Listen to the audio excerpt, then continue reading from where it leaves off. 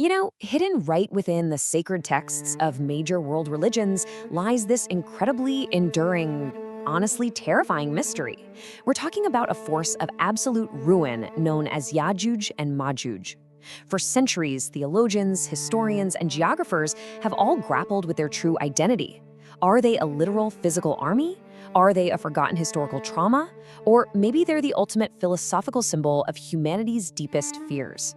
In this explainer, we're going to objectively trace this enigma all the way from ancient scripture to modern psychology, mapping out exactly how these entities reflect our eternal struggle against the forces of pure chaos. Let's dive in. But before we trace the timeline, it's really crucial to understand that these entities aren't just isolated to a single belief system. Not at all. They actually appear across multiple faiths, and they share some profound similarities. So in the Judeo-Christian tradition, specifically if you look at the book of Ezekiel in the Old Testament and the book of Revelation in the New Testament, they're referred to as Gog and Magog, and they're deeply intertwined with apocalyptic battles and massive end times conflicts. Over in Islamic texts, they are Yajuj and Majuj, but across the board, the core idea is the same.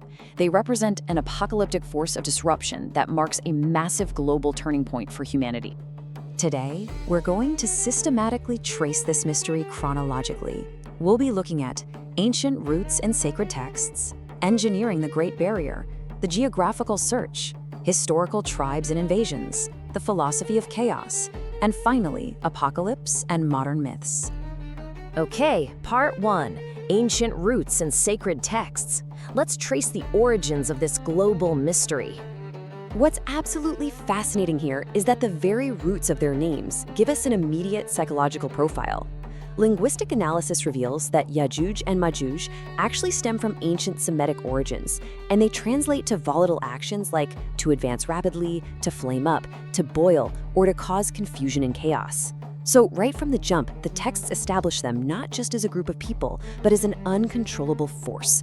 It's like a pot boiling over, something that inherently threatens civilized order. In Islamic tradition, the specific chaos is first detailed in Surah Al-Kahf in the Quran. The text introduces us to a really powerful just ruler named Dhul Qarnayn. During his expansive travels, he encounters a society that speaks an almost incomprehensible language. And this desperate local population makes a dire plea. They tell him that Yajuj and Majuj are causing immense corruption and destruction in their land. They are so utterly terrified that they literally offer Dhul Qarnayn their wealth just to build a barrier between them and this terrifying force. Moving on to part 2, engineering the Great Barrier and the legend of Dhul Qarnayn's wall. So, this desperate plea, it was answered by Dhul Qarnayn, but he actually rejected their financial reward. And instead, he mobilized the people for an unprecedented engineering project. The Quranic verses outline this brilliant, multi-step metallurgical feat.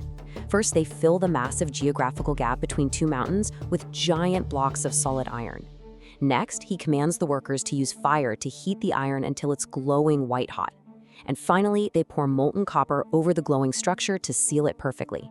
The result is an unscalable, completely impenetrable barrier against the sworn.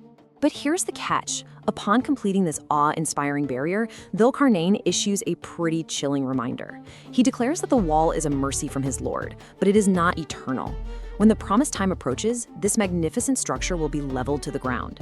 So it acts only as a temporary divine quarantine, holding back the chaos until the promised apocalyptic hour. Part 3. The geographical search. The centuries-long hunt for physical evidence of this iron wall. For centuries, this highly specific description of an iron and copper wall wedged between two mountains has completely fueled intense archaeological hunts. Explorers have scoured the narrow mountain passes of the Caucasus region and the vast expanses of Central Asia looking for it. Now, some people historically speculated it could be the Great Wall of China, but modern scholars totally dismiss this. Why? Because the stone and brick of the Chinese wall completely mismatches the explicit iron and copper metallurgy detailed in the sacred texts. So, if it exists physically today, it remains hidden away in uncharted, undiscovered territory. Let's look at part 4, historical tribes and invasions and the real faces of ancient terror. In the absence of a definitive physical wall, historians started to objectively associate the chaos of Yajuj and Majuj with real, devastating nomadic tribes. Think about it. Whenever a seemingly unstoppable military force swept through established civilizations, those traumatized populations naturally equated their attackers with these apocalyptic entities. Whether it was the Huns, the Scythians, or Turkic nomads from northern Asia, the fear was exactly the same. The absolute most prominent historical association happened during the 13th century Mongol invasions. The unprecedented scale of destruction, the sheer speed of their advance, and the societal collapse they left in their wake strongly cemented this connection. For the people living in that era, the trauma of real-world warfare perfectly and terrifyingly mirrored those ancient prophecies of an unstoppable swarm bringing global ruin. This brings us to part 5, the philosophy of chaos, unpacking the psychological state of humanity. But what if this whole thing isn't just about literal history? Modern academic analysis invites us to view Yajuj and Majuj through a deeply philosophical lens. When we objectively compare the religious and historical sources, interpretations generally fall into 3 buckets: literal biological descendants of Noah's son Japheth, specific historical tribes like we just discussed, and finally, purely symbolic representations of global chaos.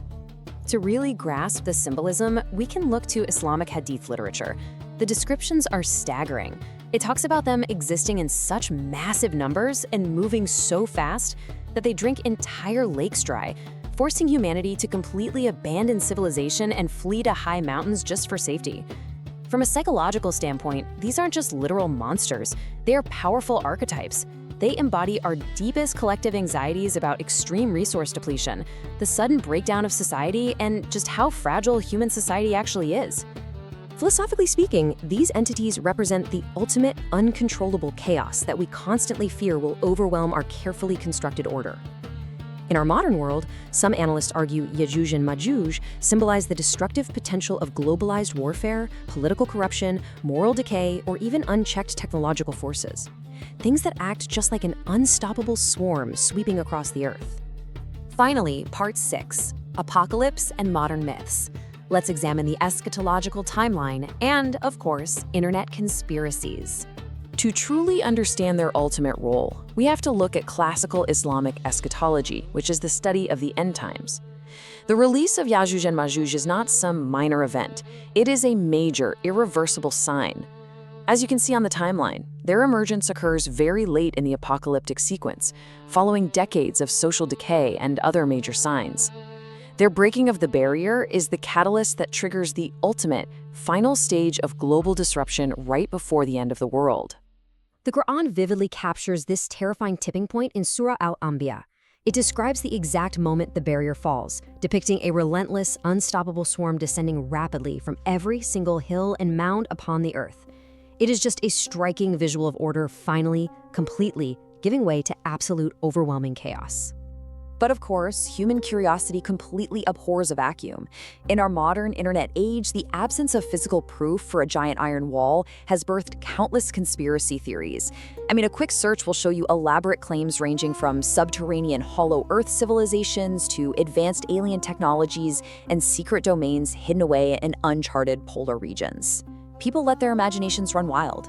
However, maintaining academic objectivity requires us to draw a pretty hard line here. We absolutely must separate these popular internet myths from the actual textual and historical evidence we've explored today. The vast majority of these modern, science fiction-like theories have exactly zero backing in traditional religious scholarship or serious historical analysis. They're interesting, sure, but they aren't the source material.